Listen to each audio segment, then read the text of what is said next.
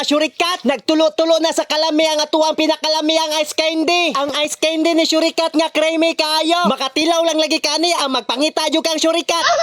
Samot na karon nga init kayo ang panahon. Kana ganing murag lami jud kayo makaon og bugnaw ba. Kana ganing dili mahal kanang affordable lang ba, dili sakit sa bulsa. Aw sakto jud kay ni mga syurikat kay nga ato ang gibuhat karon nga ice candy kay duha ni ka flavor. Natay avocado og mangga flavor. Nibuhat ko avocado karon og balik mga syurikat kay most requested man yung kaayo. Ganahan jud daw sila sa avocado. Mao nang kagabi nagdali-dali jud kog buhat. Mao ning pagkabuntag kay nigahi naman ako nang gi-prepare. Anyway mga syurikat karong Domingo or Sunday pohon. Mo deliver ang syurikat karong Domingo. Comment lang dira sa baba kay para maapil na tog adto. Comment lang kung pila ka book imong orderon ug asa dapit imong location. Ubay-ubay jud nato nabuhat no, napuno jud ato ang ref. Tag 5 lang gyapon ni ato ang ice candy mga syurikat. Salamat.